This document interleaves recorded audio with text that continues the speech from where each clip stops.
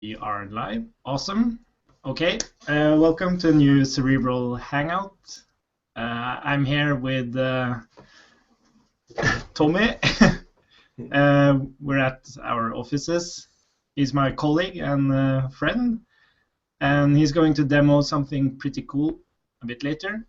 But first, I thought I would go through a small presentation on some changes we have done to Cerebral because we're about to launch the .34 version, and we have done a lot of things under the hood. So let me share the screen here. Let's jump into this one and full screen. Awesome. Okay, so this is going to be some low-level technical stuff, but I thought it would be interesting to have a look. So there's been a lot of work done on the signals implementation. And what we've actually done is reduce the scope of the signals. So all this stuff happening inside an action, where we have input, state, output, and services, those don't exist actually in the signals implementation. But there's still a concept of passing a payload and some options when you trigger a signal. Currently, there is only one option, like hard-coded option, and that's the immediate option, which makes sure the signal triggers immediately instead of waiting for the next animation frame. But when the signal triggers an action, the context argument is actually just an empty object. But what we have implemented instead there is something we call a context provider. And you can have, well, Cerebral initially has 4 context providers, and additional context providers are added with dev tools and the recorder, and you can also add your own context providers. And what those context providers basically do is manipulate the context passed into an action. So this very simple example here shows that this context provider factory function thingy receives the context, it changes the context, and returns the new context. And then we can see in the action that the context has been changed. But the context provider also has access to something called execution, and it also has access to the controller itself. So what happens, like the definition of signals in Cerebral now is execution control. So what happens when the signal triggers is that it executes an action. But before it executes the action, it builds the context for that action using the added context providers. And then it runs the action, then it runs the next action. These context providers can actually resolve to a value or to a payload. And they can also resolve to a path. So it's actually the context provider that controls whatever an action is able to pass to the next action. Cerebral controls this flow, and whenever a payload is resolved, that payload will follow along to the next action. So for example, foobar here will be the initial payload, and then each of these actions can resolve and merge in new payloads. And that will follow along to the next action. And when it resolves to a path, for example, success here, that payload goes down to the next action. And if it goes deeper and deeper, the payload will kind of like go down the path, and it will actually propagate up again. So like the actions last here, will receive whatever payload is outputted by these nested actions over here, which is the way it works today. But now it is actually the Cerebral signal execution control thingy that does this. It is not related to the input or output whatsoever. Cerebral also controls like parallel actions and asynchronous actions. That is also part of this signal scope. Looking more into these context providers, and as I said, you get the current context, which is empty. But then we have multiple providers, so each provider will add something new to this context, and this can be overridden by later context providers, and that gives some really good features. But looking at the two other arguments here, execution and controller, so the context is like the context object itself, the thing that will be passed into the action, but execution is only available in this context provider, and it holds the currently running signal, it runs the currently running action, the current payload, which is not a payload into the signal, but whatever has been outputted before by any other action, all this stuff merged together. And it also contains the options passed to the signal, and it includes this resolve method. So in the example above here, we just have a very simple implementation of the output, which we have now in Cerebral, which basically just resolves to optionally a path and a payload. But of course, in Cerebral, the real implementation is a bit more complex.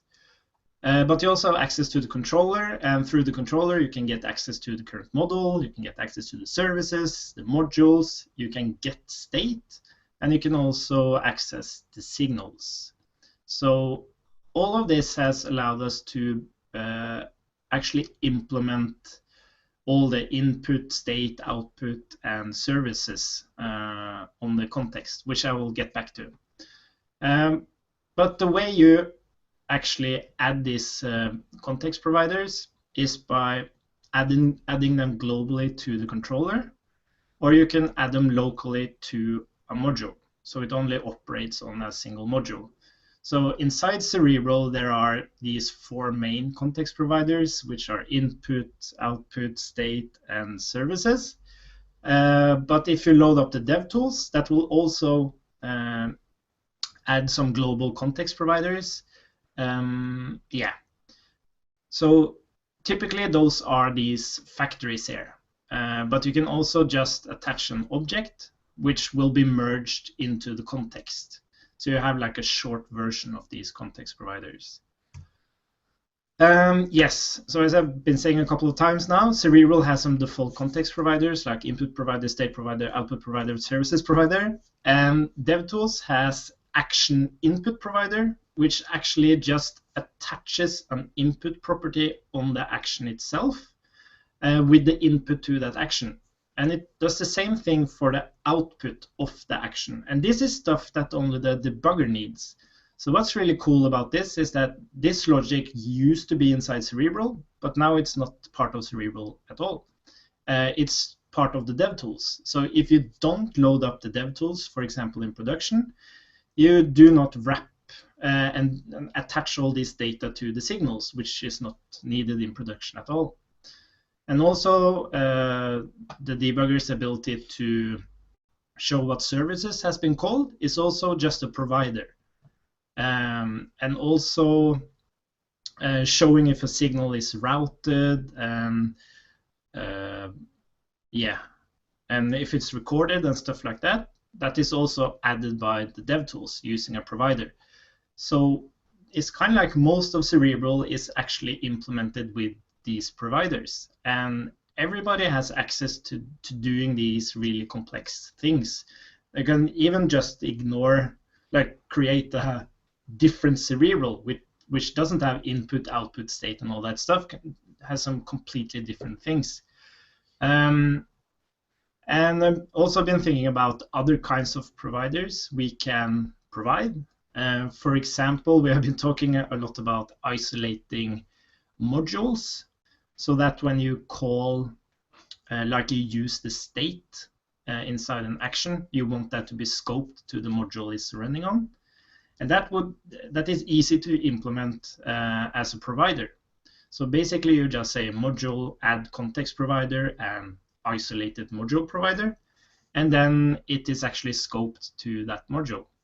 And we can, for example, create observable provider, which gives you unobservable, which gets the input, and then you can do observable operators on it, and then you can resolve to a new output or to a state change or whatever. So we can do lots of cool stuff with this. And yeah, and then it's these shared modules, because we used to have like a factory pattern and we have this alias thing. But now we can use context providers instead. So basically, when we want to create a shared module, like for example forms, we can, or HTTP or whatever, in that module definition, we can just add the context provider, and that will attach itself to all the contexts in all the actions in Cerebral and can be accessed. So we just use the same convention where we use the complete name of the module, like Cerebral module whatever, to avoid any naming collisions. But the good thing is that you can pass whatever you want to this. And as you can see, it's available on the context inside any action. So we are getting a lot of power with this thing, and it seems to be working, which is good. We are about to release .34. Actually, Alexia and I wanted to do it later this evening because we've been testing it on To Do MVC and on Webpack Bin, and yeah, I feel pretty confident that it will work. But yeah, that's like all the context, the new context stuff. Do you have any do you have any questions, or I just went through it? I don't know if you have any questions, or it's pretty low level, so yeah. It looks good. Yeah, it's actually really awesome. We can do whatever we want now without like with the previous module context thingy that was very specific for modules, and now we have a concept that can do that and everything else. And as we have proven with all these implementations specific for Cerebral to make the signals work as they do today, we can just use providers for that. So that's pretty cool. Okay, let's move on. I think it's demo time first. Tommy, I just have to hook up the, let's see here. If I click this, can I join now? Or do I have to ongoing call? Okay, and continue.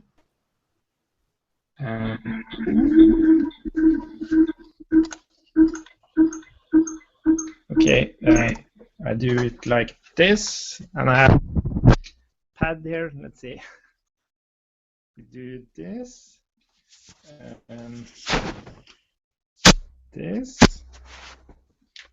Okay, does it work? Yeah. So basically, wait, are we? Yeah, we are. You are looking at the pad, yeah.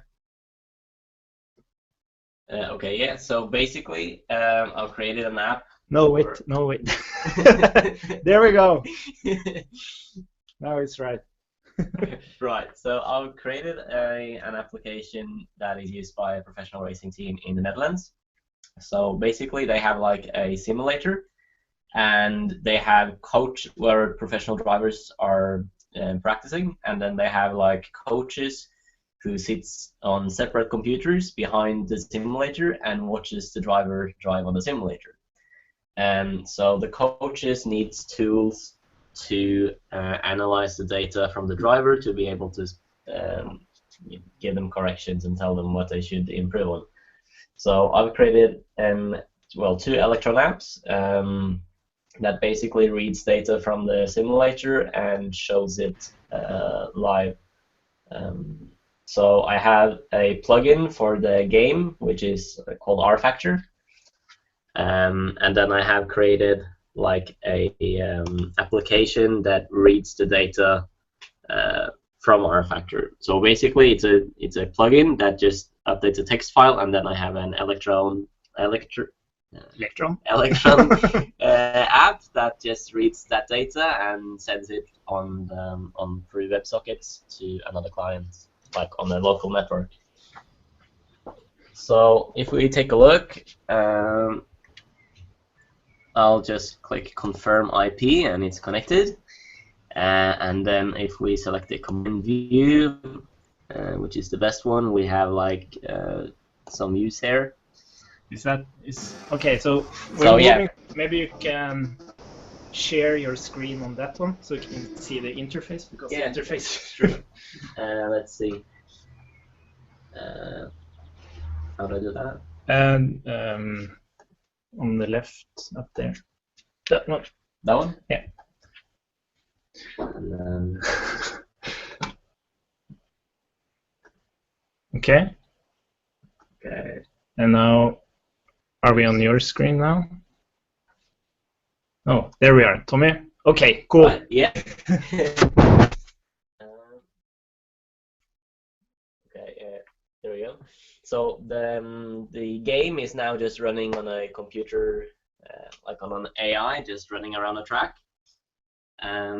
So on the interface here, you can see there's a graph updating, and it's basically the throttle. So it shows the position of the throttle from 0 to 100, and it just draws a live graph. But I can add in multiple channels, so I can add the speed. So now it's braking, so the speed is increasing, and accelerating, and the speed increases. And there is the map as well. So it's drawing the lines of where he is in any other lap times and everything. But the cool thing is if I just disable the throttle, so we just have the speed channel, I can select a reference lap because it saves every lap. So I can select a lap that has already been recorded. And let's hope there's a complete lap in here. So when I go back to the combined view now, there's actually a gray over, which is the lap that I selected.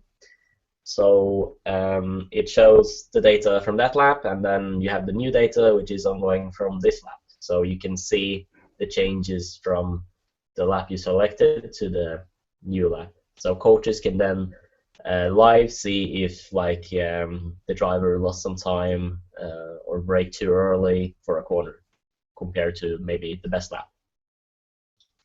But you also have you can also do some things like some configurations. You can have an overview of the live data, so throttle and steering angle and tire temperatures. Because the AI is driving, the tire temperatures is not real, but there is a real driver driving. The data is showing the correct information.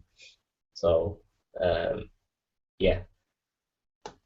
And then you can have the graphs in a full view, or you can have the driver lines as well. The cool thing about the lines is that you can zoom in and pan and really do whatever you want to. The AI is now driving very similar lap times, so the driver lines isn't really much. When there is real drivers driving, it's a good tool. Awesome. And what is it built with? It's built with Cerebral. Oh, it is. Oh, but that's awesome. Yeah, Electron and Cerebral. So I took it off the. There is like a template which uses React and Electron, and I really just based it on that and switched out Flux with the Cerebral, and yeah, works awesome. 60 frames per second. Yeah. Let's see if I pretty much your standard to-do app. Oh, sorry. Just switching around there again. Let's see. Oh, what did you say, Brian? I was just saying it's like your standard to-do MVC app, huh? Yeah, that's a good point. But it's what's kind of cool about it is the amount of data that is going through Cerebral. So yeah, it's definitely working. Cool. Oh, did I? No. Oh, sorry. Oh, that's Tommy. Okay. Oh, I get so confused. We have like 3 screens here. I get completely confused. Let's see. We have some more stuff. Yeah, maybe we should. Brian, you had some suggestions on some new model mutation methods. Do you remember them? Do you want to use them? Set where? Yeah. I think. Yeah. I was actually kind of inspired because I just saw there's this in-memory database project called LowDB, and pretty much what it does is it gives you like a database-like object, and it exposes all of the underscore or Lodash methods on it. So you can query it using any of those methods, and it's quite powerful, but it has like a mix-in thing to do database stuff where it knows about IDs and will generate IDs for anything you stick in it, and will like take care of merging items if they have the same ID, or you can also query it. So you could say all the to-dos that are not completed, replace completed with true, and it will go through, and it's just very concise. I found myself, writing lots of code where you need to update something by some sort of query to be very verbose using the current model API. So I just threw together a little gist just to see like what the API would look like, and kind of got it working, but haven't had a chance to actually open a pull request or do real work on it yet. But I do think, yeah, it might be time for some discussion around how we could make the state changing API and the model layer more powerful and more expressive to reduce the amount of kind of low-level manipulation you need to do in your actions. Yeah, definitely. Because often you just want to change multiple things in either an object or an array, or you just want to know the index of something in an array, and now you have to do that stuff manually. So it would be, we do have taken some liberty, I think, on, for example, unsetting things. Like unset supports like a second argument where you can unset multiple properties of an object, I think. I'm not sure, but yeah, we are completely free to do whatever we want, really. It's just that now we have Baobab and Immutable.js, and they specifically implement like the official accessors and mutators. So if we decide on some new, well, at least now we have to implement them in both projects. But that's not a problem. But yeah, I think we should review them. Maybe you can. Is there an issue on it, or is it just that gist, Brian? I think I created an issue for it just to capture it, and I just pasted into the Hangout chat that _DB project just to kind of look at for inspiration of the kind of things that you can do. So it's quite powerful since you can chain directly on that database instance any of those Lodash methods. So it's queries and like manipulations and stuff become quite powerful. It's a lot more than what we could do now. So it'd be kind of cool to take a look at those and be inspired. Yeah. Christian, when you said you would have to update Baobab and Immutable.js, that's only when you pull it into the core. You could as well just make it like an add-on. So if you use it, you can use the new query syntax, and if not, it's back to the basics. Yeah, I wish we would. Maybe we could rather expose like a special method on the model for actually updating the state generically. Couldn't you use maybe like a provider Yeah. to, instead of provide the default state object, provide the special one or like the advanced one? Yeah, and we can do that, but we still have to, like, immutable JS has its state internally. You can't access and change the internal Okay. state object. But if we expose like a generic change the state method, and then we can, do whatever we want. Okay, so basically this kind of feature wouldn't be based on either immutable or Baobab, but rather be just another tool or like a third option. Yeah, and I think we should maybe aim for that first, to allow you to hook into it and use a provider instead, because then it's easier to test things and you can opt into certain levels of functionality. And yeah, I kind of like that, because the approach now, it's like you get all the benefits of having like a higher level interface, but also all the disadvantages is like, you know, you have the shared interface of get, set, find, where, and the methods we support, but you know, like you lose out on what's special about the underlying model packages if you only support like what the Cerebral model interface is, and you lose out on some of the powerful things. So either we have to implement everything in our model layer and keep the interface in sync, or like I like your suggestion of finding a uniform way to expose the underlying model rather than implementing all the methods in each of our model packages. Yeah, I think it would be really cool if you can get an option to have direct access to the immutable state, immutable JS state or Baobab state, so you can actually use their own methods. Would be nice. Yeah, I totally agree. And they are actually quite similar in regards of they take a path, and like Baobab also had, like immutable JS has this update in method, which is quite generic. Like you just give it a path, and then you get the existing value, return the new value. And Baobab has this cool. I think, apply or something.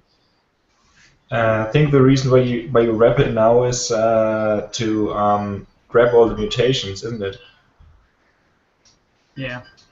So if you implement it in another way where you have direct access to the immutable JS object, you would much rather have to store the state before and after the signal or before and after the action in order to keep track of the changes. Is that right? Yes, exactly. Yeah, that's a very good point. We have to keep that in mind.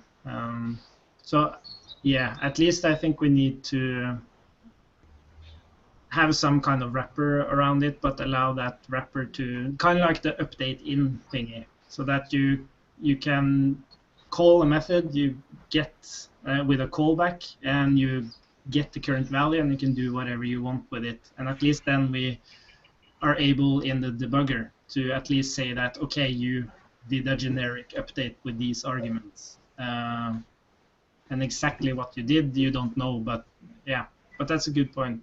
So is it just the debugger if you don't use the cerebral model methods? Is it just the debugger that wouldn't work if you kind of go outside that and start accessing the model directly?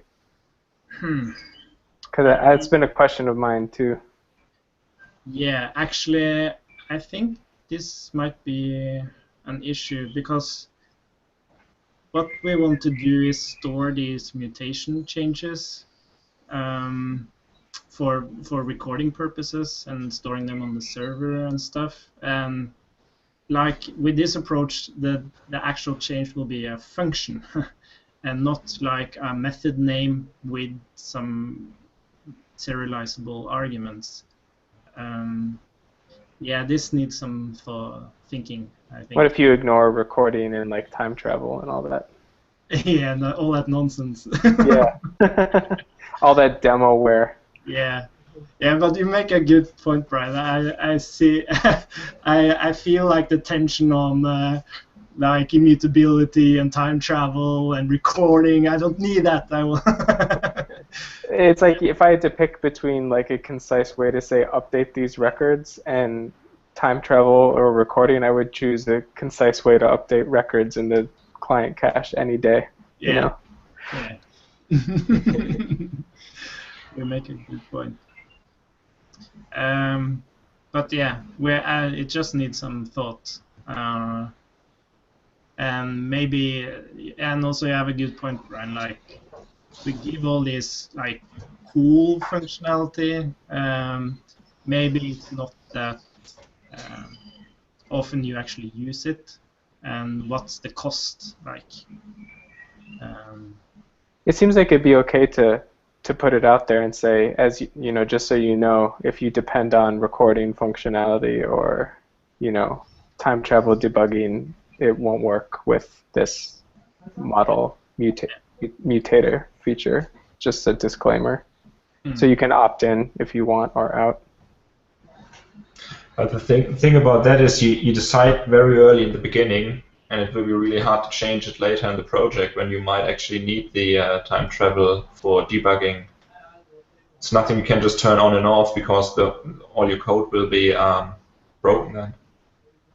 Yeah, ideally we can figure out a way to get all the good stuff.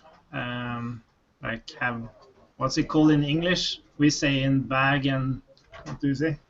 In the bag and in the backpack. Yeah. Like have both of them. You should start use that in the bag and in the backpack. I think it's going to catch on like wildfire over here. Okay. But that was a good talk, and very good points. I also have a point here on. I talked to Garth about using like templating for the add-ons. So, because whenever you want to change the state now, you can't access the input. For example, when you use the set add-on set, you point to state and you set some value. But if you want to point to a state path using some information from the input, you can't do that. So we played around with the idea of, wait, actually I have the conversation with Brian there. No, with the Garth there. Let's see.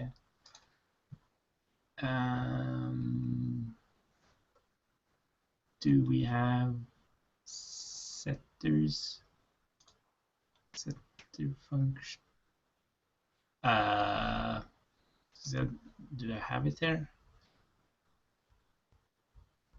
No, I don't have it here. Maybe we should just move on. I don't remember all of it, but the point is that you can call a function to return like this template thingy.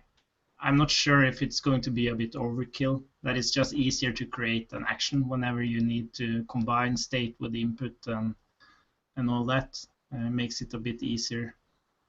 It's and we are getting to this point where we have a pretty large. Well, actually, it's a small API surface compared to other frameworks and tools trying to do the same job. But again, you should always try to keep it as minimal as possible.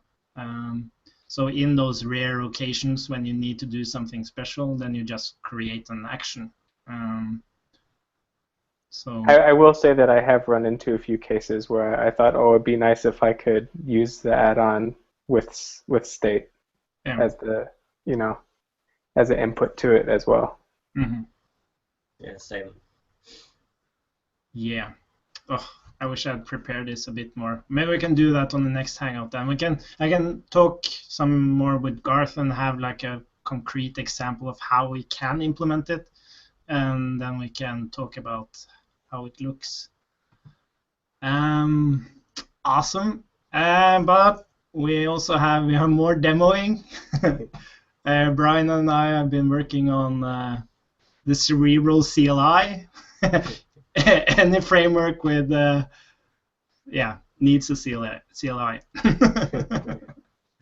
Let's see. We want to be enterprise ready. Yes, exactly. you know, my goal is to create jobs like cerebral consultants, and then we of course need a CLI. Let's see. I just have to prepare. The CLI, it just requires the latest Java runtime, though. It's a sweet spot for command line tools. Let's see. I'll just share my screen. Or we can just share the. No, I can share my entire screen there. Let's see. Oh. Okay. Does it look okay? Yeah. Okay. So basically, you install the CLI like any other CLI. Install Cerebral CLI, and you install it globally, so that you can use it in any folder. But I already have it here. So what we're going to do is type cerebral new some also. Oh, try it without any arguments to show. Oh, good point. So, ooh.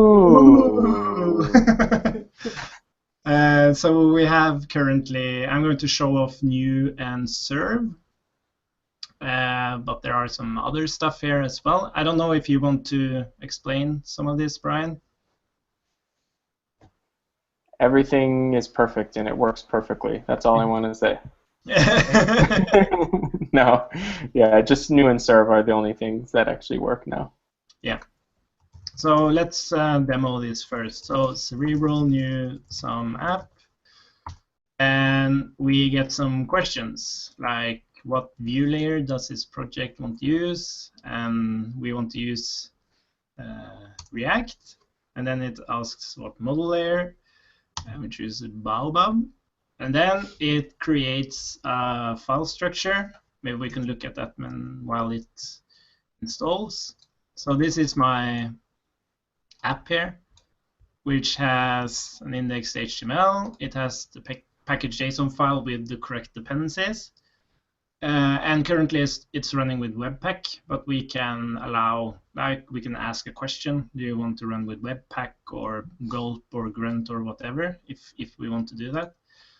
Then we have the source folder, which has like an example app, and the controller and everything set up correctly with React and Baobab, or Boabab, as Brian says. So I hope it's done soon. Maybe we can take a small look at how it's structured. Let's see, Cerebral CLI. So it actually is quite complex to do all this, because the different view layers kind of like exposes Cerebral in different ways. But we think we have a good structure now, because now we have in the scaffold folder here, this is where it grabs the basic stuff it needs to build like your initial project. So we have a modules folder, which currently has a basic folder. So that's like the basic example. So what we are thinking about is like, if you choose the router, you could get like an example with the router. But if you don't choose the router, then you don't get an example with the router. And then we talk about maybe we should always have the router. And yeah, that's a different discussion. But here we have like the basic module for the example. And then we have a specific folder for each view layer. So React also has then like the basic folder and the router folder. And we also have the package.json file there, which we actually manipulate. And we also do the same thing with the Webpack configuration. And then we have the same with snubdom. And what it basically does is go into the package.json file, into Webpack config, and does some changes to them, and then writes them to your app folder. So let's see if it's done now. Woo! It's done. So if I go into some app now, and I say Cerebral serve, and it's compiling. And we're using Kotatsu at the moment, but we want to have like a normal Node Express server. And oops, if I go in here and localhost, there we have it, demo app, and I can open the debugger. And hey, that's pretty cool. Ta-da! So there's 1,000 managers cheered across the This is like having an enterprise demo. Oh. It is. I will say it is pretty cool though. Like that, it's working for Snapdom now too, and that you can just select Snapdom and get a totally, working app up and going. And with you have to install like some Babel preset, and like you need Snapdom JSX, and like just the fact that you don't need to go on the README and look up that stuff and figure out monkey with your Webpack config or Babel RC. It just works. I actually think it's a great thing. Yeah, and I like the scope of it. It's like it's all about you getting started. It's not like Yeoman that's going to you have like 50 different commands for creating all the different stuff. And especially now that we have, I'm really glad the Atom plugin arrived when it did, because it's easy when you have a CLI. We could go down the path of, oh, maybe we should add a CLI command to create actions and create signals. But now we can do it like 10 times more easily just using the Atom plugin. Yeah, but I think it would be a great base to have all the functionality, like creating actions, creating signals, or extracting stuff, and maybe some basic refactoring functionality, and then just have the Addon plugin basically use the CLI to do all the stuff, so it's not redundant, but it's basically all in the CLI, and then have only the Addon plugin, Oh yeah. run the CLI commands for you.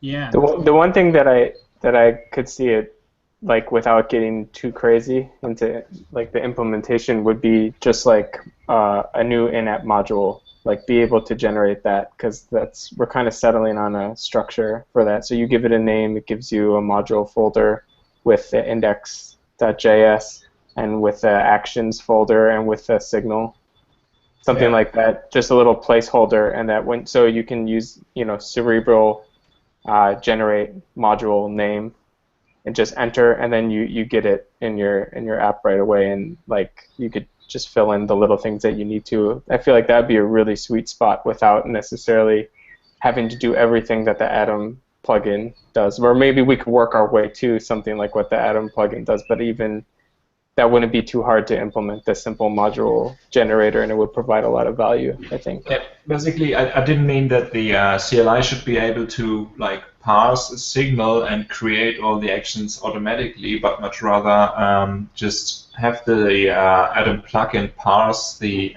signal, and then instead of creating the actions by hand, just use the CLI to create the actions.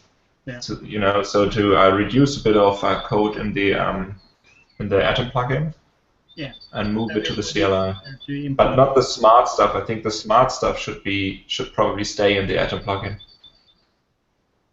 Yeah, and it will be easier to implement in other tools as well. So what you basically need is to just hook the IDE up to CLI commands. Yeah, and make it a little smarter based on what you see. Yeah. That's a really good point.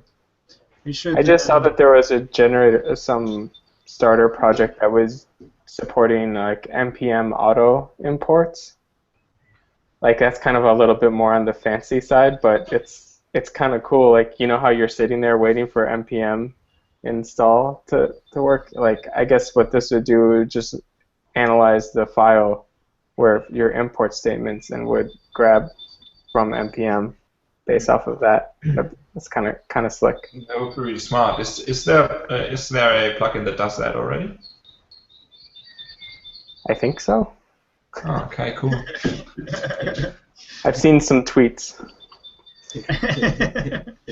But what's going to be really nice about this is on the new website that it's just right in your face.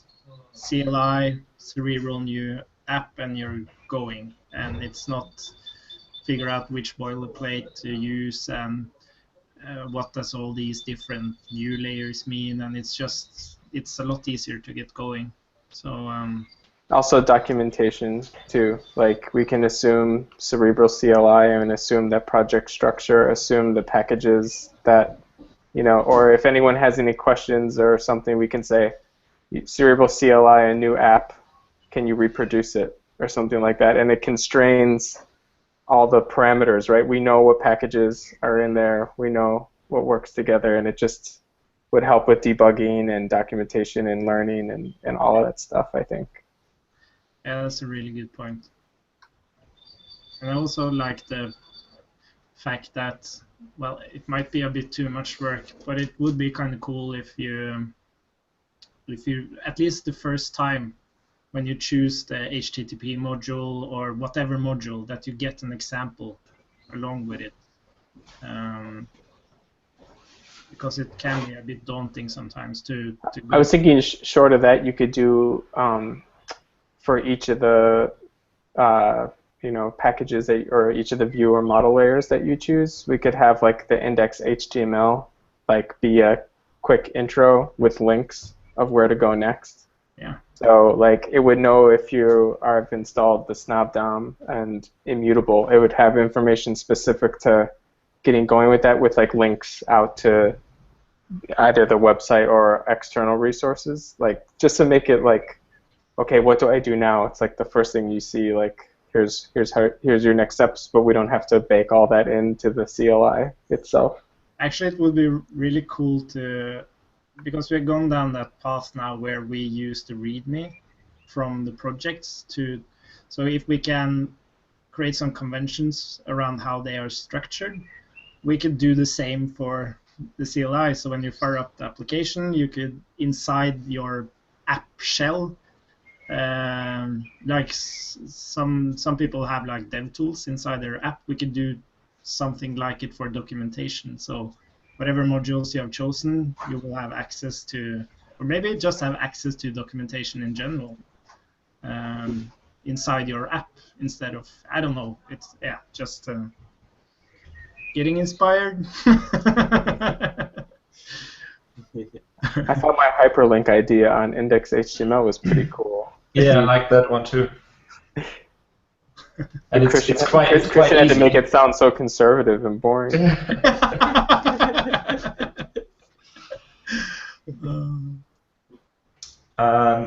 There's just like one thing I've seen with a lot of CLIs. It's like people start, the project has CLI, but no one really uses it, and then it somehow dies at some point. Because I think if it's just scaffolding, it's probably not enough to survive. So there has to be some extra value maybe with it. Not sure what, but personally, I hate CLIs to be honest. Yeah, I hardly ever use them. It's nice to get started though, but then at some point you realize, nah, it's better just not to use it. Yeah, but if that's the like how it ends up, then I'm actually pretty happy with it, because the biggest problem now is getting started. And if you get to that point where I know the packages and I'm like super like a master in configuring projects and I want to do it my own way, then you probably shouldn't use the CLI at all. But it's just that you can, and even the idea Brian had about copy pasting that command into your terminal, and it just does everything. Yeah. You just paste it, enter, just wait for 5 minutes for npm to finish, and go grab a coffee, and when you get back, you actually have the application open and running. I think we should point out too that ideally the underlying commands, like the CLI won't be this big thing like re-implementing a bunch of features and like trying to lock you in. Like hopefully, like aside from the scaffolding, all the other commands like serve, or if we do test or build, like it should be pretty much like a transparent pass through to whatever your underlying tool is anyway, and it should take like a configuration from whatever you're doing. So like it's really just a matter of like, am I going to do npm start or am I going to do cerebral start? Like Yeah, it doesn't, you know, like it takes all the same options, and like that, at least in my view, that's all it should do, really. So it can grow with you. But you could as well then just use npm from there. If the Cerebral tool sets up npm to have a build script, a run script, and Yeah, and I think we should include those commands in the npm package, because like why not? Because why not? Like if you have a preference, if you want to type npm tests or npm start instead of cerebral serve, like that's fine. You know? Yeah, it must be as good as if you'd have done it yourself. Right. Probably. Right. But there's still a lot of value for all the other stuff, and for having kind of like a stack, you know, like with all the because that's a big complaint, is like, you know, like we've been doing this too long, so like we don't care about this stuff. But someone who's coming into it, they see 10 imports, like I'm controller.js, and like, oh, and then I need to go find Cerebral model package and do this. It's like, oh, and then I need to learn about Webpack. Like those are real problems. So even if it just solves that problem and it's just a transparent pass-through for anything you would write yourself, like I feel like it's great. Yeah, and I think the CLI will help with that part at least. And the second challenge is that Cerebral, you don't see like the big benefit of Cerebral with a simple example. And I remember the first time when Angular had that demo with the input, and you just had like a template variable, and when you change the input, it just magically updates that template thingy, and it looks awesome, but it's horrible. Like you can't build applications that way, but it looks awesome. So it would be nice to, yeah, think about that part. One thing is getting started, but also when you get started, understand what is this all about. Because yeah, the current website and the documentation is not really good at explaining. It's a much harder thing to sell and market. Like this will make you maintenance better and make you productive over the life cycle of a complex application versus 15-minute blog, you know, like there's no 15-minute blog for Flux. Like whenever I show it to coworkers, they're like, oh, this looks like a lot of boilerplate. Like that's always the comment, you know, and it's like, but this, yeah, okay, it is like when you have like 15 minutes to demo, but like the cost you pay for that boilerplate versus being able to understand what your code is doing is so worth it. But it's harder to sell that, right? People want to see the Angular template magically update. That's what gets people excited. So it's hard for Cerebral. Somehow feels like you need like one or two fancy features that are actually just not really important, but you need them to sell the product, and then have the people realize all the other cool features afterwards. But because you can't tell anyone, use it, and within a year you will notice it's really cool. You need few selling points, and then. Yeah, and I think the biggest thing we can do that, like as you say, Brian, selling it. That's with reference apps. Like even if you go to the Angular site, I don't know how it looks now, but historically they don't reference any apps. Like they talk about, oh yeah, many big businesses are using our framework, but we already have really cool applications using Cerebral. Now we have that simulator thingy, and and Webpack bin, and I've gotten a couple of emails on other projects using it, and yeah, related to the new website, I will ask everyone if they have the possibility to reference them. That's kind of on my list too, is to create a real-world Cerebral example app. So like those projects are cool. They're complex, but they're like cool. But I'm thinking of something like, you need to you need to log in. You need to have a piece of this router that's protected, like with authorization, so admin or not. Like, you have a list of things, but it's not just a simple list of things. The list has is in relationship to something else. Like, you need to display like the to-do list, but like comments on a to-do, and display the avatars of anyone who's commented on that, like just complex relational data, something like that. Authentication, like real AJAX calls with some endpoint, like some kind of like more businessy normal app, but has all those real world things. Oh, validations, right? Error handling, like flash message, like stuff that in every demo you skip because, oh, okay, I'll do that later, but you need to actually ship a real thing. Like, I've had that on my mind to create this very normal but real world app. Yeah, and we're using Cerebral now at a startup here in Trondheim, which is actually a pretty complex application. And I'm also actually writing an article now about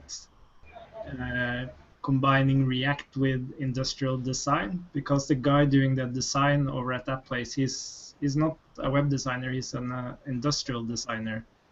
And he thinks of us developers as manufacturers. So he's very dedicated to explaining how a component should look and behave. And it doesn't just send us the image of the expected result. It treats us as a manufacturer. Like, he gives all the details and what it relates to and what is composed with what, and it's amazing. So looking forward to. Is it amazing good or amazing a bit too much? It's good. It's a really good thing, because usually when a designer tells you to implement something, you get only the image. But in this case, we do get the image, but we get a second image, and that image shows what are the components that thing with. So yeah, I'm looking forward to release or publishing that, and I think that's also something we should consider. Is like, one thing is the tool, but what's your workflow like?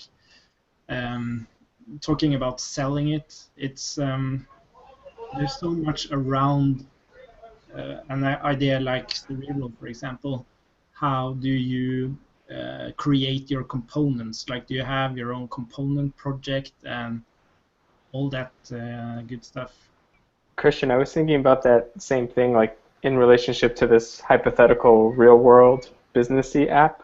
Would be awesome to, open source the code and also have like a tutorial kind of blog, walkthrough documentation style thing, but also a screencast of like, watch me build this app. And like, I was already thinking like, oh, what would be like the best way to do that? So like, you could use the CLI to get started, and then like, oh, should you start with components, right? Should you just start with how it looks? And like, maybe you could just start with one big massive like almost HTML page, and then get your styles, and then start to break that apart, and then apply, hook up the signals and do all that. But I was already kind of thinking about that, and that could like demonstrating this real world app thing could be a cool way to do that too. If you could have a screencast to watch someone who's on this call do a screencast building it, to see how you approach the workflow. Yeah, exactly. And it's so cool I don't know if you've been on Twitch TV watching Dan Abramov writing React code, working on React, like just talking about everything he's doing. What's Twitch TV? What's Twitch TV? You don't know Twitch TV? It's no. Well, what is it? It's streaming. It's like YouTube has been copying Twitch TV with its new like gaming channels and stuff. So it's live streaming, and he's just streaming himself working on React. Is he doing React full time now, or Redux? React. React. Oh, okay. Yeah. React. So he's working for Facebook. Sorry? Is he working for Facebook? Yeah. Officially? Okay. So yeah, it's pretty cool. But yeah, we have some work. But I'm really looking forward to the new website. This guy I was talking about now, doing the component industrial design thingy, he's the guy who's going to build a new website or design a new website, and he's actually coming along to Vienna. Ah, cool. So that's going to be really great. So we'll prepare like a project and everything, and like kind of like start it up, and then try to finish it in Vienna. I think that would be a cool thing to do for anyone who wants to join in. And then release 1.0 and drink lots of beer. Yeah. But Alexei and I will release 34 later. Then we just have some small fixes before 1.0 release. And of course, feedback on these context providers in case we want to make some changes. So the 3.4 is the last version before 1.0? That's the plan. It depends on if we get any feedback on 34. Okay, so from there it's just minor tweaks and test coverage, or yeah. Okay.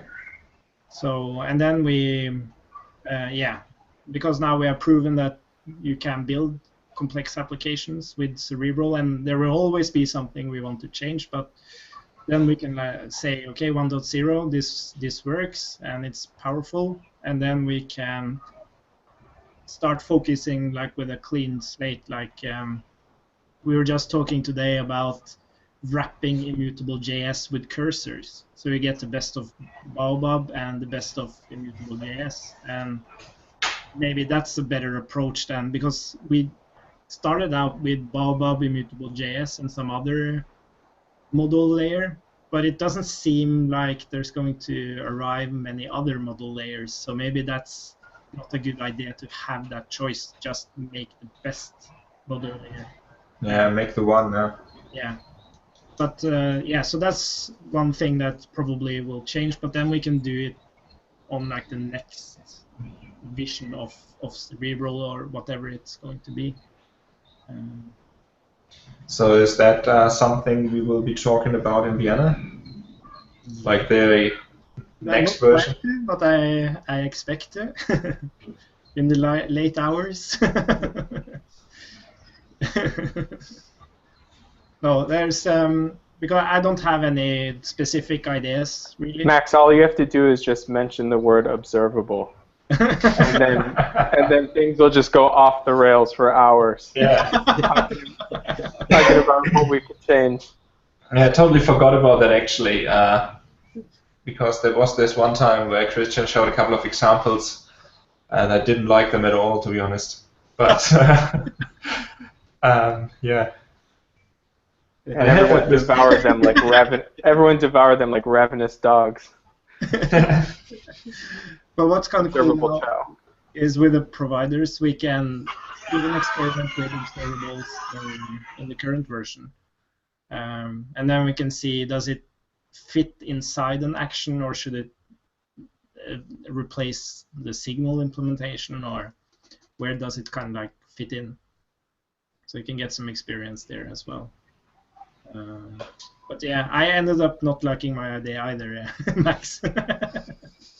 It wasn't about your idea, but it's the same with most examples I see of observable frameworks, observable JS frameworks, but now RxJS, that's what it's called. RxJS frameworks. So the thing is, like, I saw this one video where there was like the guy from Netflix showing like really cool stuff and like really great use cases for this kind of stuff, and it was amazing. But then using it all over the place in every part of your application and in the view layers as well, I think it doesn't make that much sense, at least not for me right now. Yeah. Did you guys see? Do you know that podcast JavaScript? I think it's called like JavaScript Air or something, where it's pretty much this. It's like a Hangout on Air with a bunch of Did you see JavaScript. one with RxJS and stuff? Yeah, there was just that recent one, and they were actually talking about this very thing of like, what does it mean to be reactive? Like, is it this all-in paradigm like functional programming, like we're going to do functional programming or object-oriented programming or reactive programming? And it seemed like kind of where they settled on that was if you use RxJS, the idea wasn't necessarily that you do everything in the RxJS way, which was kind of confusing to me because like I've seen some tweets from some RxJS people where it seems like that's what they were arguing, like you need to go all in, and once you do, then you'll see the benefit if you do everything this way.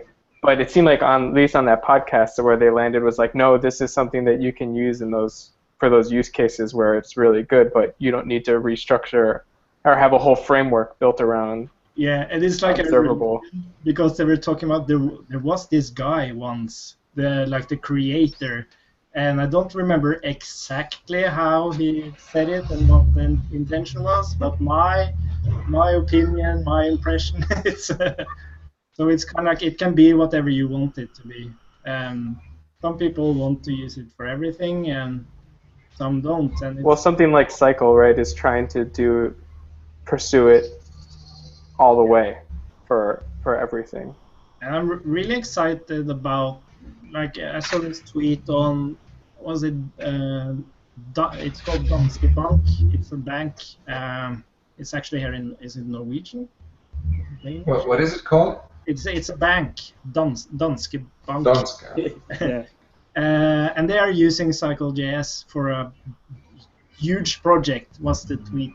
And I'm wondering, what are they actually using it for? Are they using it to build web applications, or are they using it for something else? Because it's kind of hard to build. Just the fact that you have this select API, which you use to select DOM nodes, just like query selector or CSS selectors. When you have a huge app, you can't use CSS classes to select your elements to listen to them. You have to, yeah. Yeah, they do it a lot, don't they? Hmm? They do it a lot. Add the functionality from the outside and like create the streams with a CSS selector from the outside. Yeah, and you can imagine having like a huge DOM tree, and at the top, it's hard to scale, huh? Selector thingy, and then suddenly you select something way down. It's very strange to mix CSS class names with listening to events on. Yeah.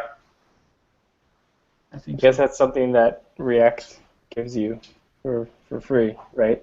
They take care of all the event listening and bubbling and all that. Yeah.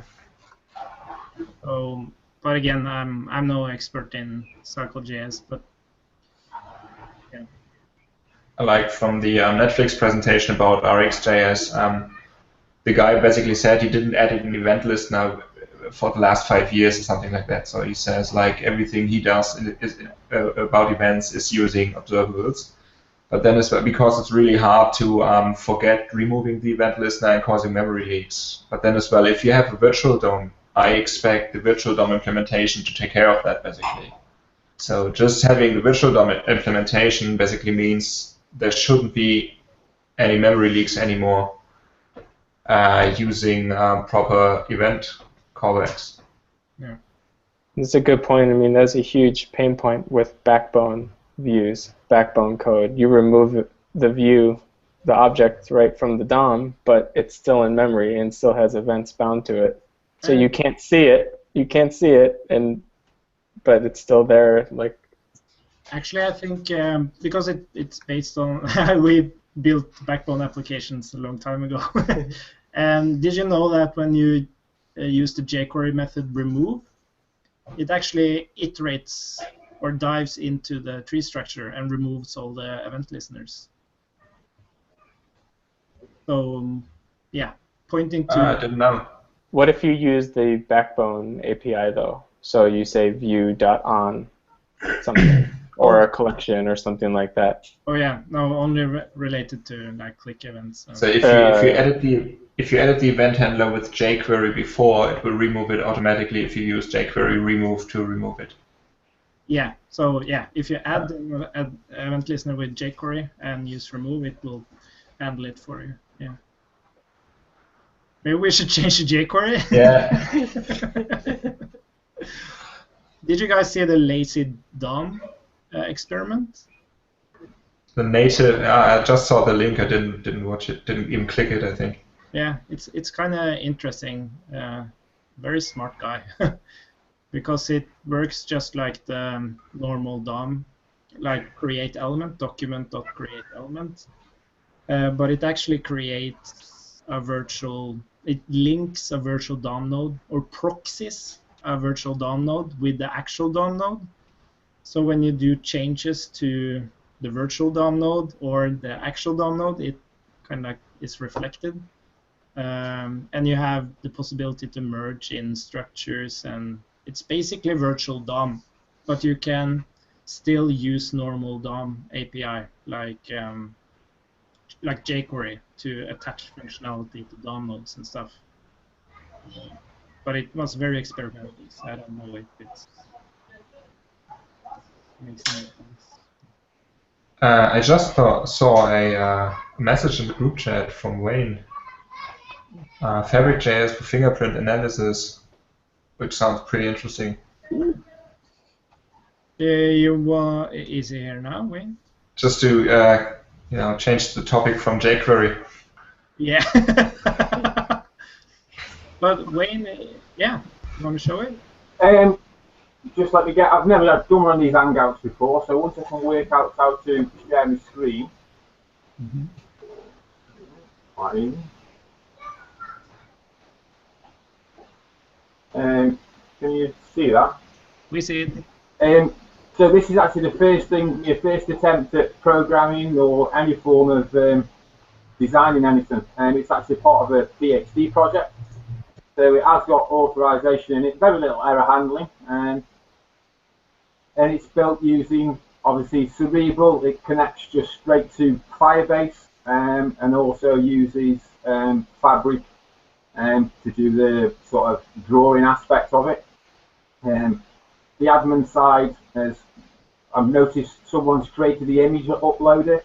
There's a similar thing that I did for obviously uploading images. All it does there is just converts them to a data URL and then saves them to Firebase. It was just the easiest thing for me.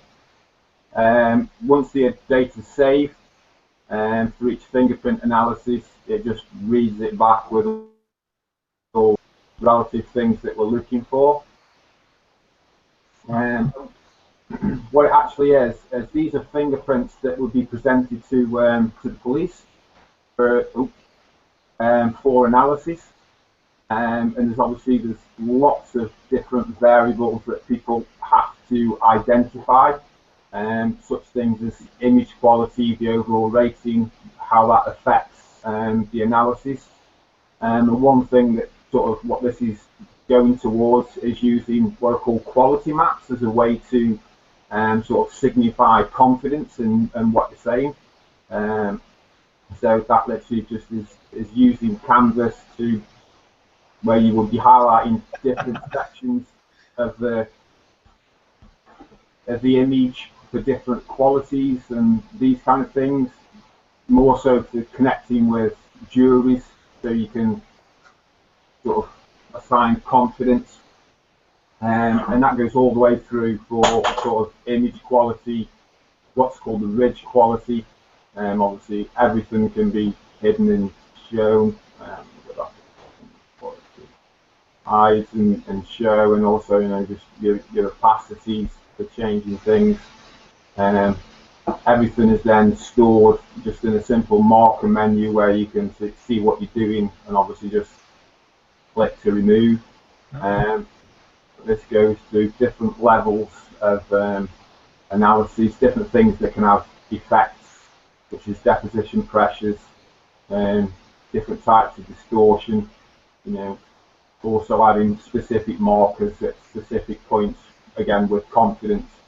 And what this is to allow you to sort of you're identifying specific points on the fingerprint, and it's important to maintain sort of what degree these things are flowing at, different digit determinations, what fingers are we adding, just sticks it in an array, I think.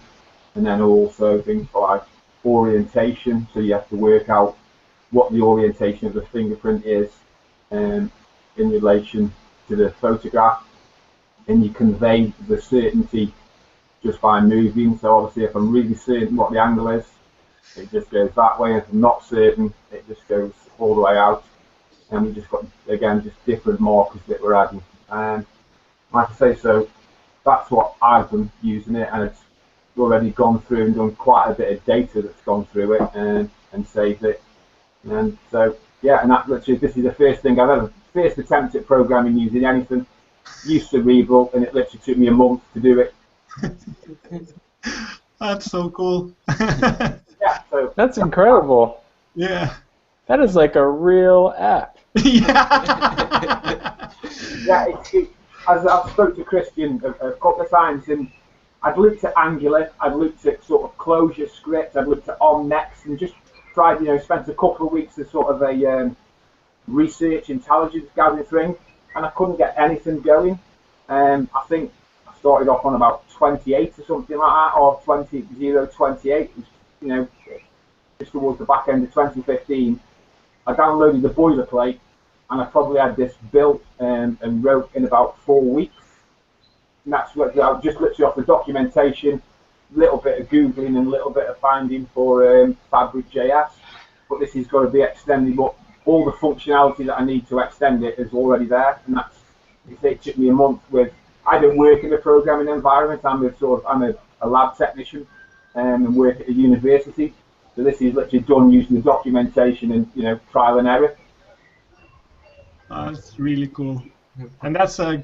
You should be a programmer for sure. Yeah. I think that's what you're meant to do. I was surprised because sort of literally just how everything is explained. Add signals. A signal does this and action does that. That's the way I think. So it was just so easy to write it, and I didn't have to think about. When I read some of the stuff that you guys write and looking at it, it's like fanciful stuff to me. It's just like it looks, what I've done in 50 lines of code, you could probably condense down. But I understand mine, you know what I mean, and I explain to people that don't understand coding, because that's an important part of it. Because the people that use it, when they go to court, they have to be able to explain the tools that they're working with. So by literally saying, when I click on a button here, it sends a signal, that signal does an action, and that action changes the things that we store. That's exactly what they need to know when they're actually sort of working in court and giving expert evidence. And it's just made everything as easy as it's completely easier than I thought it would be. Like I say, I failed miserably with Angular and OnNext and looking at closure scripts and that kind of thing. Pick this up straight away, and let's say this is my first attempt without sort of speaking to anybody that knows anything really. Yeah, and I think that's a really good point. That like I don't have any. Like I quit school when I could, and it's all about usability. Like I always wanted to build complex things, and the tools haven't really helped me do that. But it's always been from a usability perspective, not that I've been researching some programming patterns and how can I make something really, really smart out of this. It's about making it approachable. And it's a tool, it's a service for people to use it. It's not, just to be smart about it. Because it definitely feels that way looking into certain tools. So Wayne, what programming did you do before this project? No, this is my first attempt at programming. This is literally, I started thinking about how I could do it for a research project in September. I spent a couple of months looking around for something that was easy to pick up. I literally looked at something that sort of I'm looking for that just fits the way that I thought, and everything that I looked at, Angular, all providers, service this, and it just made it look so easy when you saw the demo. I was just been said, I thought, oh, that looks interesting, and then when it came to do anything, it was impossible. I looked at, like I said, closure script and OnNext, and it was exactly the same. Riot. I did this. Within 2 days, I had it connected to Firebase with a little bit out from Delaney. and that was it. And it's just I write it, how I think it. What do I want to do? I want to change that. I want to save that. I want to delete that, and I want to update that. And that's exactly how it works. With the like. I think that should be like the intro of the on the website. That's the best explanation I've ever heard of Cerebral. I want to do that, set that, and do that, and it does that. and that's exactly my philosophy on it. That's why I've said, some of the things that I've commented on. That's the beauty of it for me. It works how I think. And I think because I don't know programming, I literally had to learn what an array was. An array's a box that you chuck stuff in, so on and so forth. I like keeping things simple, and this is to me is just the simplest thing that I've ever done. But I'm sort of gobsmacked, as we say, at how much I've managed to achieve, knowing very little. I mean, literally, a lot of the things that you guys talk about, I haven't got a clue. But I think at least I've made it, kind of stuff, So like you never had written like HTML or like a hyperlink? I did a bit of reading, a couple of years back, but I think then it was just it just didn't suit the way. I understand sort of XML-based languages from some things that have come in, just using a tag to store something, but nothing remotely of significance. No, and like I say, that took me a month. That took me literally 30 days at 6 hours a day. So that's 180 hours work first attempt using Cerebral. I mean, you're just making my mind like explode right now. I have no idea how you did this, how this is like possible. Like I'm amazed. That's awesome. Yeah, it's really impressive. Really, really cool. This certainly made my day. And it'll only get bigger and better because I've said to Christian, somebody's seen this and they've offered me a full-time paid PhD position to develop it for the British government. Literally to be used nationally, kind of thing, with funding from the government to develop it. It's sort of towards the back end of this year, so it's certainly served me well. Oh, that's so cool. I mean, you were like researching Ohm Next and Firebase. Like, how did you even know what that was? Like within like 2 weeks. It's research, isn't it? It's just, find the latest things, because to me they're going to have the most recent abstraction, so they're going to cut out all the chaff of the things that, the more recent something is, they're going to address the problems that I don't need to think about. And, sort of understanding how things work, that's somebody else's problem. I'm a tool user. I get tools that other people have made and make them do the things that I want.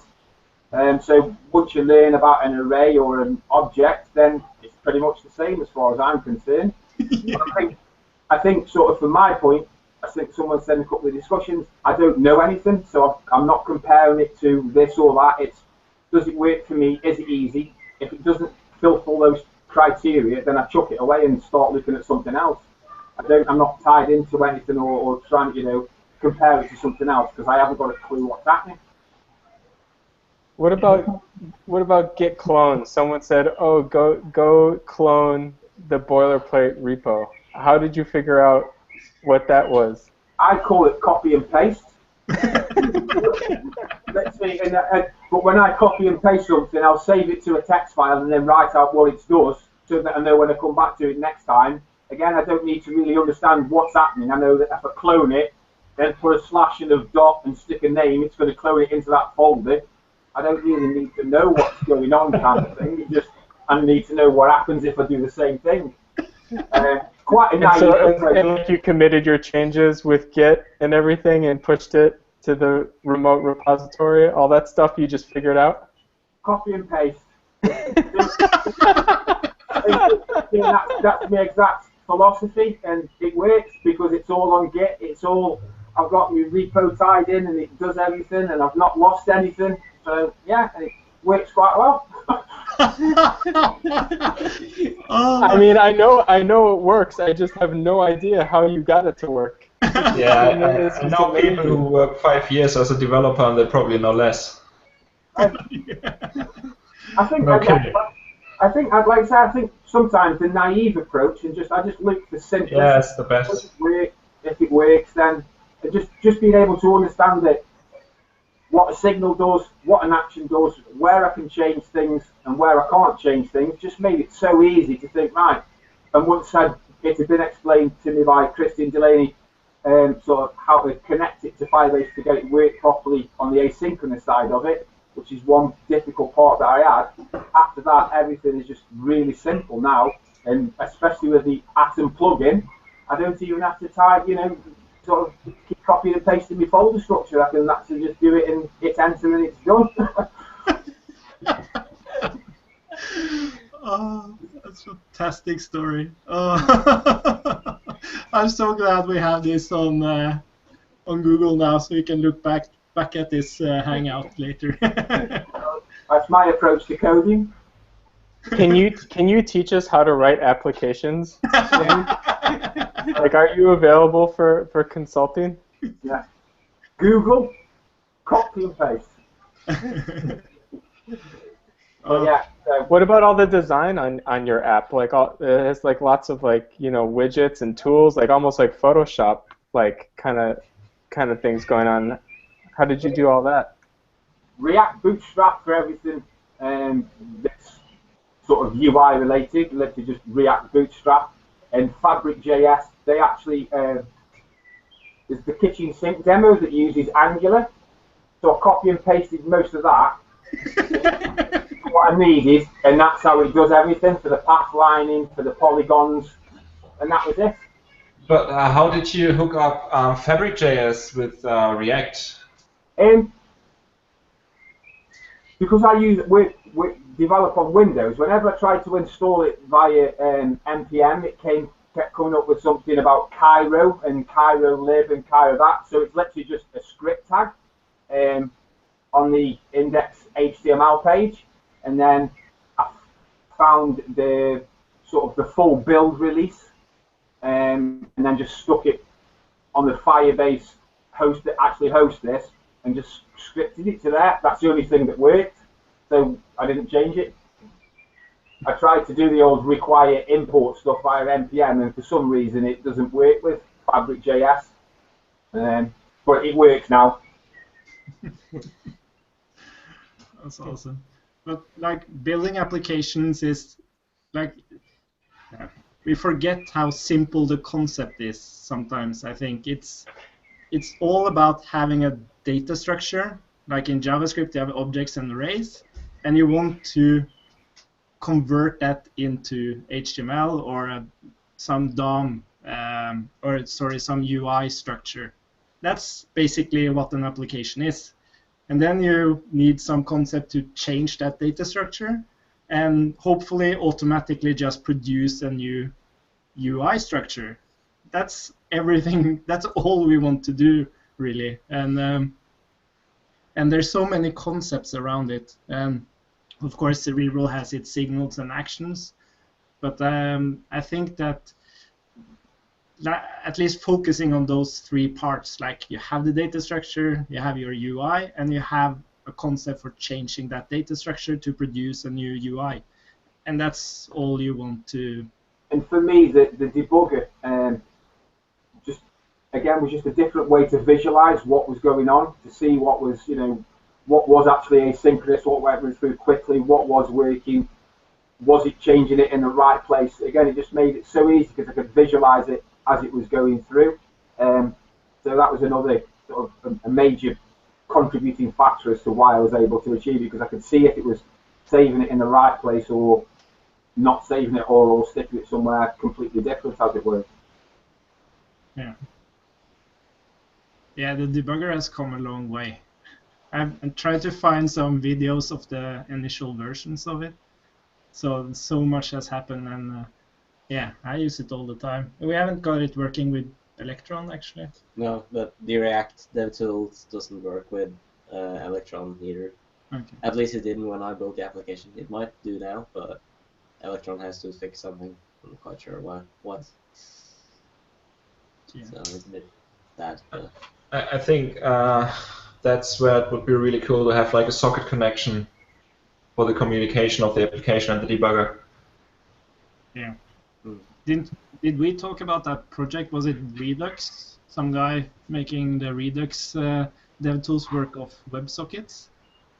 I know I know the project you mean. I'm not sure if we talked about it, but yeah, I think I might have posted a link to that when we talked about WebSockets and the debugger as well. Yeah. Yeah, that's a really cool concept, and makes it possible to like debug on mobile phones and. Yeah, or maybe hook into a production application or stuff like that. Yeah. Someone is stuck, calls their support hotline or writes the support hotline, you can like hook into their application. Would be really nice. Ah, that's interesting. Yeah. So yeah, and that shouldn't be like, at least with Webpack bin, it's sending signal data across the wire and reproducing it, and it, yeah, maybe it could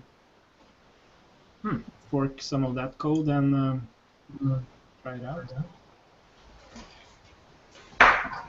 Yeah, that's interesting. Because the cool thing is that you don't need the UI. Like you just need to pass some data about the signal. Sorry, I just lost my audio. I'll be back soon. Okay.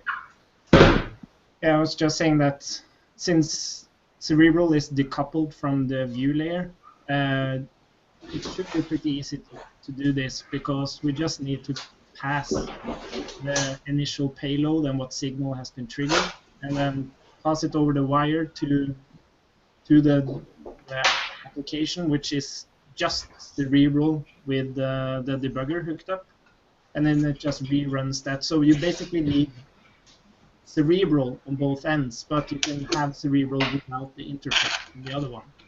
But like the internal stuff is the same. Yeah. Oh, so much to look into. You're back, Max? Yeah, I'm back. Cool. Sorry, I left the microphone on. I hope it wasn't too noisy. Oh, no, that's okay. I just said that it shouldn't be that problematic to create the functionality, because Cerebral has nothing to do with the view layer, really. So you can imagine having like a Cerebral only version of the app, and instead of it getting its signals from the UI, it gets its signals across the WebSockets from the actual application. Yeah, and then basically, yeah. I had some really nice ideas about like using it for in a support center. Could basically remote control their application, see exactly what they're doing, what their application looks like, and everything. Or have like, if when an error happens, have like store a dump on the server and then replay exactly what happened until that error. Yeah, I've been thinking about that stuff as well. Like it would be really cool that if you were in some issue, you could just click a button and then you would send your current to a support person, and they would be able to like send signals back to do changes in your UI. Yeah, there's lots of. It would be really awesome, but it's quite a project. I think it's rather big. Yeah, that's true. We are actually talking about at the startup here in Trondheim, doing some education kind of stuff where you have like slides and a video, and then you have the ability to pause like the video at any time, and then you can just go back and forth in the slides yourself, so you have more access to looking into things instead of being like a passive user, and you can get questions. So instead of having like half an hour with education, you get just a few minutes, and then you have to answer some questions or do whatever, and then you kind of like continue. And at any time you can just go back and forth and look at things. And I think that will be quite an important part, or is already an important part, and I think it will be a lot more common in applications to have like this. It's like undo. It's like the simplest version of it. It's like you can always undo, or like Google Docs always saves. You can always undo, and always have like this kind of history and be able to decide yourself if you want to follow or if you want to pause for a second, which is quite easy with Cerebral. Yeah, and that could be a really that was actually quite early. We talked about undo functionality. That could be like a module, because usually you want to scope that undo functionality to a specific part of your state tree. Yeah. To avoid. Basically, you just set up when to snapshot and which parts of the state. Yeah.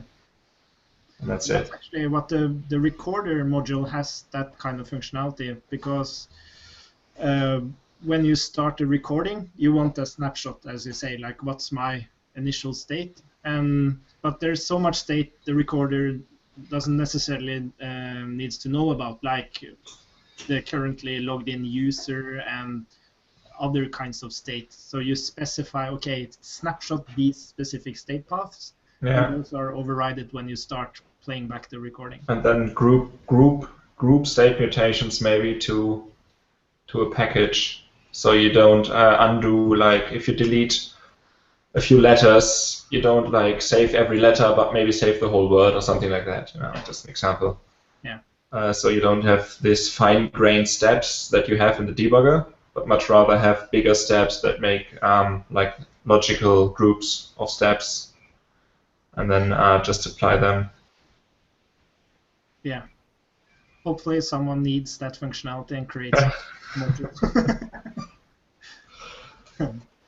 And that was also really fun with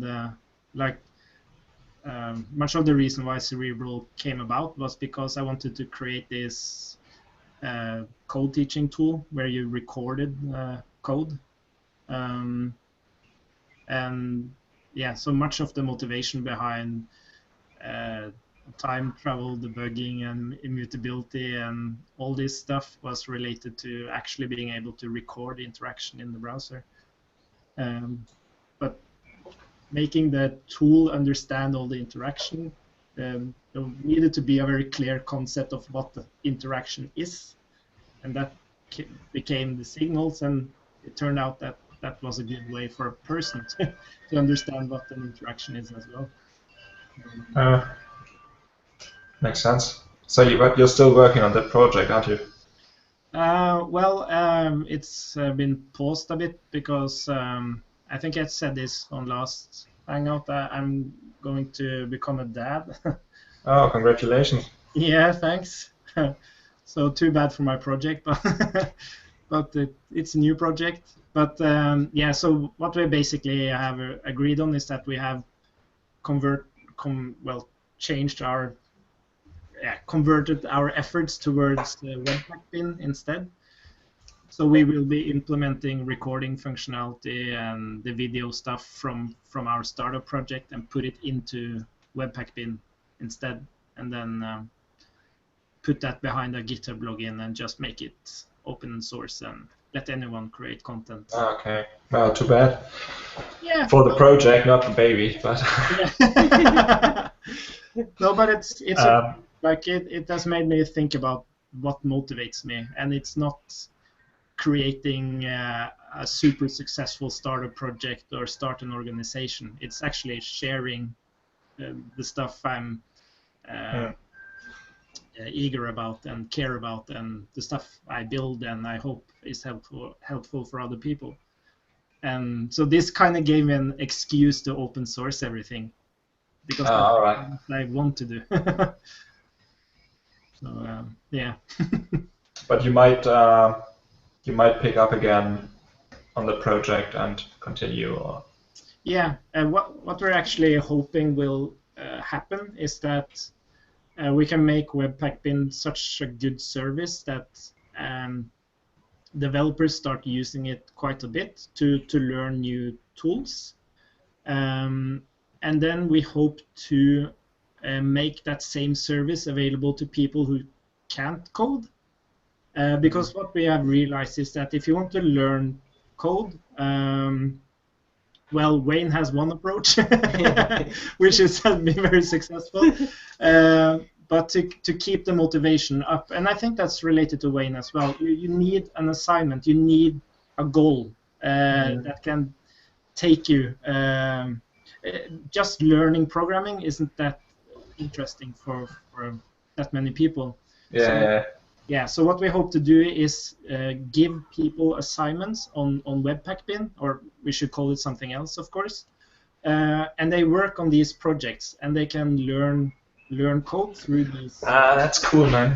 So you can do like assignments where you define like a test case, and then everyone works on test case, and at the end it automatically, puts all the pieces together, and then you have like a big application everyone is working on. Yeah, that's actually a cool idea. I thought that's what you were saying.